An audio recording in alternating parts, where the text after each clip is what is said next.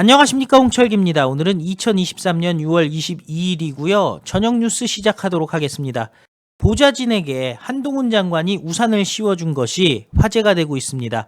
2년 전 법무부 차관의 황제 의전이라던가 추미애가 주머니에 손 놓고 보좌진들이 서로 우산을 씌워주려고 하던 모습과는 완전히 다르다. 역시 한동훈은 다르다라는 얘기들이 화제가 되고 있는데요. 관련된 소식 전해드리도록 하고요. 자, 선관위에서 전수조사를 자기들끼리 해봤더니 특혜 채용이 20건이 확인됐다라고 자백을 했습니다. 근데 자체 조사에서 20건이 확인됐다라는 것은 실제로 외부에서 조사를 하면 그 이상 터질 수 있다는 것 아니겠습니까? 그야말로 선관위 전체가 특혜판이었다. 고용세습판이었다라는 게 드러나고 있는데요. 대선 해에는 범죄 비위가 2배 이상 늘어난다라는 얘기도 나오고 있습니다. 나사가 빠졌다는 건데요. 자, 이런 와중에 국민의힘, 민주당이 선거제를 논의할 2+2 협의체를 가동하기로 했는데 김기현 당대표는 지금 의원 감축에 이견이 없다면서 이 선거제 협의체에서도 의원 감축을 논의할 것이다 라는 입장을 내놓고 있습니다. 자, 국민의힘과 민주당의 지지율 격차가 10%까지 벌어졌다라는 얘기가 나오고 있는데요. 결국 민주당 총선 제대로 치를 수가 없다라는 평가가 나오고 있습니다. 관련된 소식 여러분들께 쭉 소개해드리도록 하겠습니다. 보좌진에게 우산을 씌워준 한동훈 장관, 2년 전 황제 의전과는 달랐다라는 얘기가 나오고 있습니다. 비가 오던 6월 21일 어제죠. 오후 국회에 도착하는 한동훈 법무부 장관의 모습이 화제입니다. 과거 시민들의 눈살을 찌푸리게 했던 황제 의전과는 정반대의 행동을 보이면서라는데요.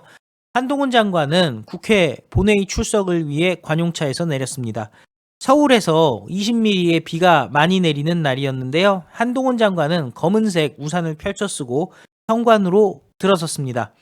한동훈 장관의 왼편에는 함께 우산을 쓰고 나란히 걷던 보좌진으로 추정되는 남성이 포착됐는데요.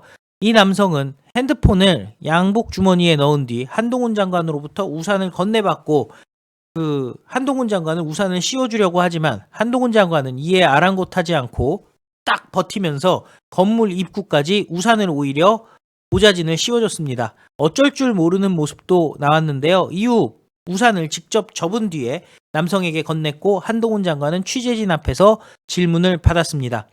한동훈 장관의 이런 모습은 2021년 8월 27일 강성국 당시 법무부 차관의 황제 의전 논란과 함께 묶여 온라인상에서 화제를 모았습니다. 이번에 다시 소환된 논란은 당시 강 차관이 아프가니스탄인 특별기여자 관련 브리핑을 하던 도중에 수행비서가 비가 오는 바닥에 무릎을 꿇고 우산을 씌워줬던 거 여러분들 기억하실 겁니다. 당시 법무부 측은 직원이 처음엔 옆에서 우산을 들고 있었는데 방송용 카메라에 나오지 않으려다 보니까 차관 뒤로 자리를 옮겨 우산을 들고 있던 과정에서 다리가 아파 무릎을 꿇고 있는 자세를 취한 것이다 라고 해명한 바가 있습니다. 결국 강 차관도 사과문을 내고 엄숙하고 효율적인 브리핑이 이루어지도록 법무부 직원이 몸을 사리지 않고 진력을 다하는 숨은 노력을 미처 살피지 못해 이유를 불문하고 국민 여러분께 고개 숙여 사과드린다라고 얘기한 바가 있는데요. 마찬가지로 비가 오던 2021년 1월 21일 추미애가 당시 법무부 장관이었죠. 정부 과천청사에서 열린 공수처 현판식에 참석하면서 주머니에 손을 넣은 모습도 언급이 됐습니다. 자, 결국 네티즌들은 진짜 한동훈 장관에 대해 소탈하고 권위의식 없는 모습이 너무 좋다. 몸에 배어있는 것 같은 자연스러운 배려심이 참 좋다는 등 호평을 쏟아냈는데요. 한동훈 장관은 장관 취임 후 법무부 내부망을 통해서 직원들에게 모든 보고서나 문서 등에서 장관을 비롯한 간부 언급 시 님자를 빼라고 지시하는 등 탈권위적 행보를 보이고 있습니다.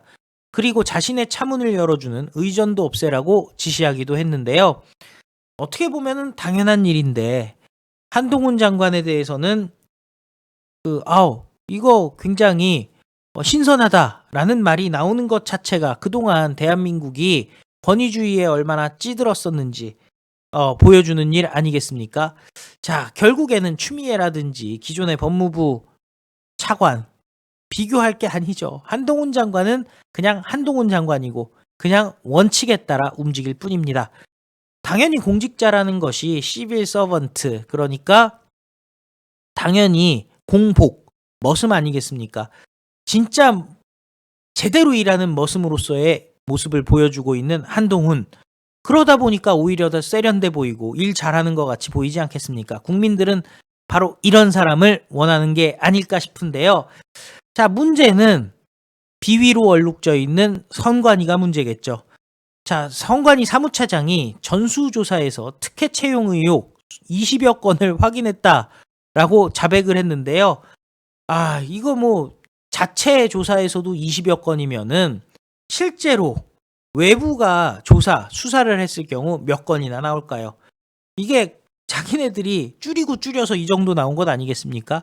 중앙선관위의 직원 자녀 친인척 채용 전수조사에서 총 20여 건의 특혜 채용 의혹이 파악된 것으로 확인됐다고 합니다. 국민의힘 전봉민 의원이 전수조사 결과 어떻게 됐습니까? 라고 질문하자 특혜 채용 의혹이 20여 건 되는 것으로 알고 있다라고 얘기를 했는데요. 선관위는 5급 이상 고위직 직원 자녀의 채용 전수조사에서 11건의 채용을 확인한 바가 있고요. 6급 이하 직원을 대상으로 친인척 채용을 전수조사한 결과 10여 건의 채용이 추가로 파악됐다는 겁니다. 근데 그 전에 알려지기로는 사촌 이내에 대해서 조사한다라는 얘기가 있었는데 특혜 채용이라는 게 꼭 피가 섞여야 특혜 채용하는 거 아니죠.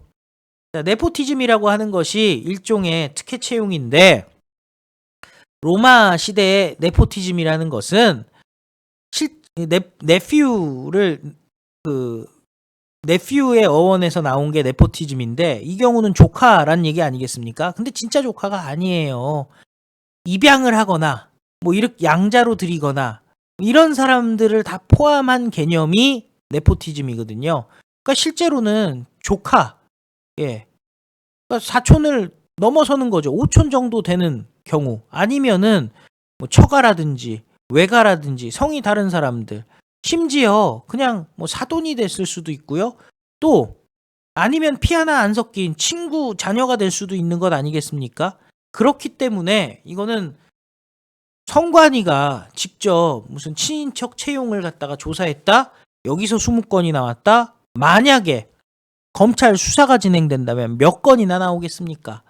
이 정도 됐으면요. 자정 능력이 없다라고 볼 수밖에 없는 상황인데요. 나사 빠진 선관위가 대선이 있는 해에는 범죄 비위가 2배 이상 늘었다라는 소식도 들려오고 있습니다. 선관위 직원들의 범죄 비위가 대선이 있었던 작년, 전년 대비 2배 이상 폭발적으로 증가한 것으로 확인됐습니다.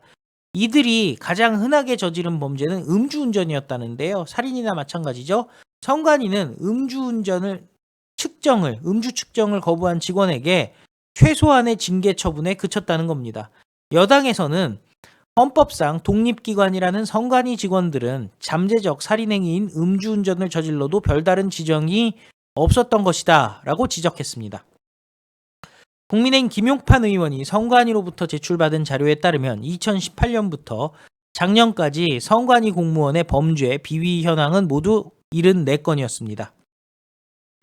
2022년이 2021년에 비해서 2배에 이르는 27건의 비위 범죄가 있었다고 하는데요.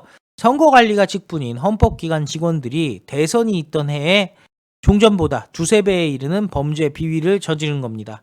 작년 적발된 선관위 직원들이 범죄 비위 중에서 음주운전이 9건으로 가장 많았는데요. 음주운전에 대해서도 가장 가벼운 징계를 내리는 솜방망이 처분으로 일관했다고 합니다. 실제 작년 충북 선관위 7급 직원은 3차례에 걸쳐서 음주 측정을 거부했는데요.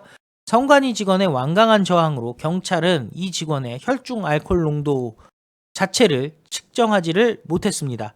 선관위에는 혈중 알코올 농도가 0.2% 이상이거나 음주 측정 불응의 경우 최대 해임까지 할 수 있다는 내부 징계 규정이 있지만 막상 음주운전 측정 거부 직원에 대해서 가장 가벼운 정직 1개월의 처분을 내렸습니다.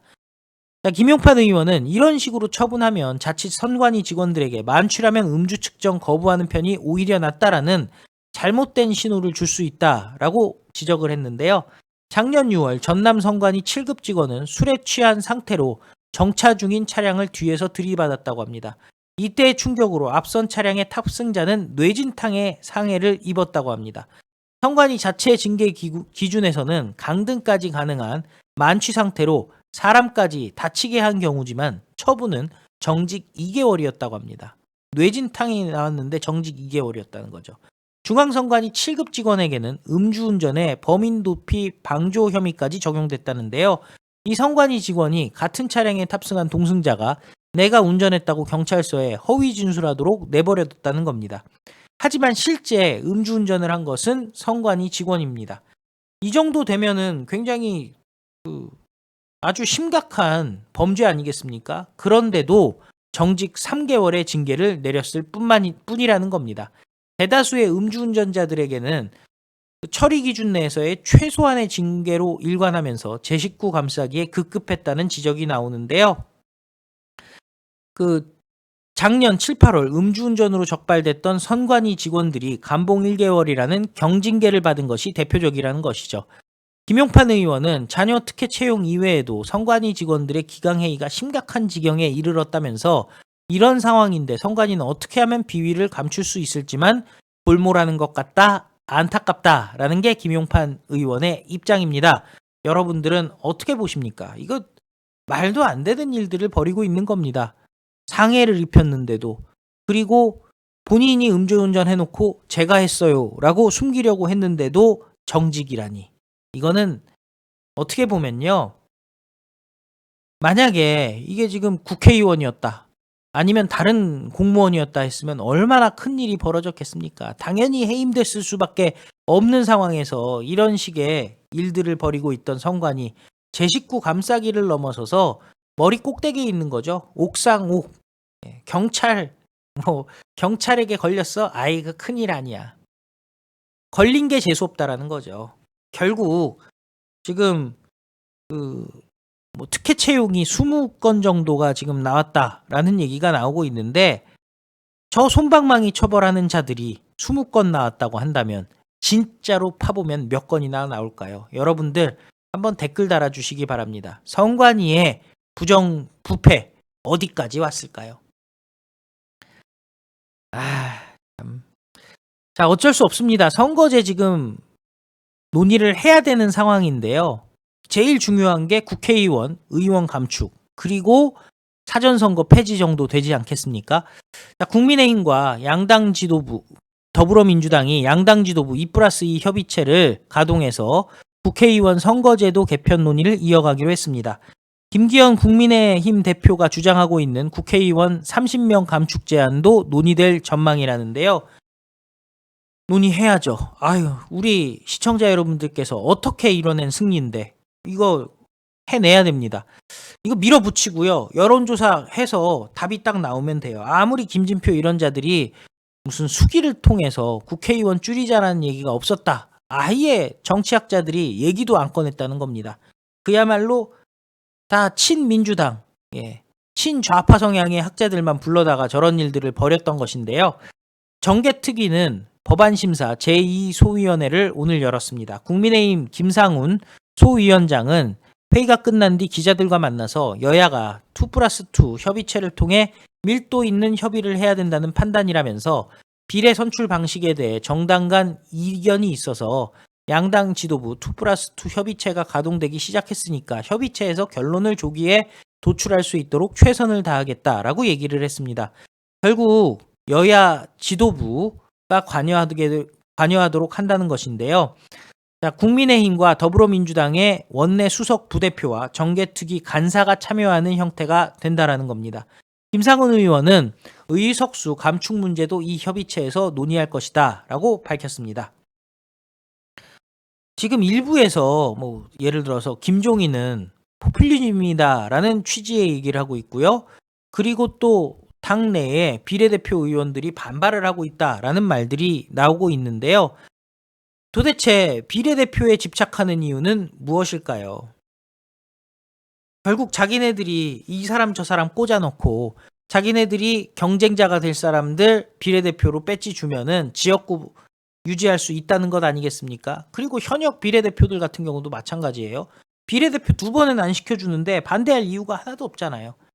국회의원이 평생 직장입니까? 한 번만 하고 최선을 다해 국민에게 봉사했으면은 그걸로 만족할 수 있는 것 아닙니까? 한 번 갖고는 내가 한 일이 부족하다?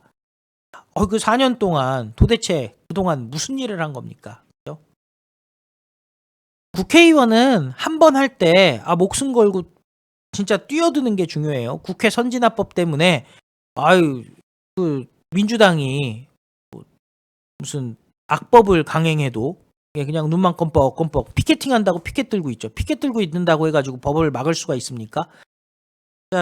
아니 왜 의장석 점거를 못합니까? 그럼 국회 선진화법 때문에. 웃기는 소리들 하지 마시고요.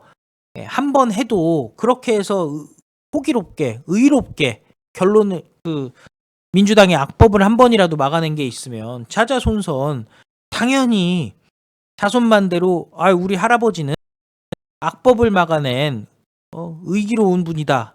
이렇게 가문의 영광 아니겠습니까? 가문의 자랑 아니겠습니까? 자, 국민을 먼저 생각하는 머슴이 돼야 될 것 같은데요. 자, 한동훈 장관 생각해 보세요. 무슨 여의도 문법 생각 안 하고 민주당의 체면 생각 안 하고 올바른 얘기라면은 원칙대로 그냥 얘기를 해버리지 않습니까?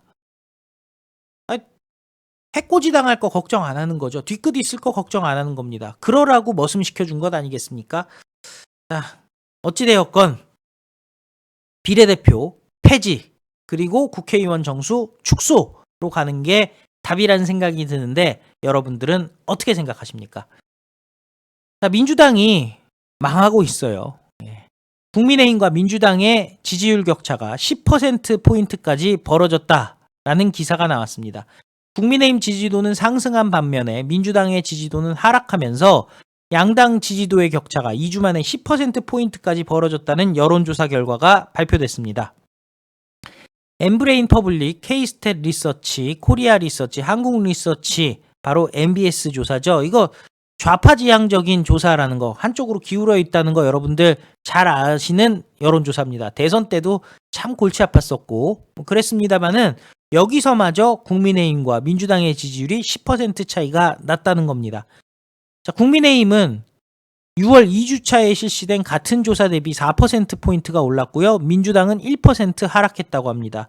그래서 오차범위 바뀐 10%포인트로 확대됐다는데요. 연령별로는 국민의힘이 40대를 제외한 전 연령층에서 민주당보다 우위를 보였다고 합니다. 민주당은 40대에서만 1위를 기록했다는데요.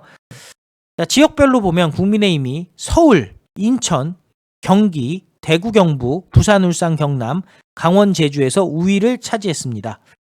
반면에 호남에서는 민주당의 지지율이 더 높게 나왔다고 하고요.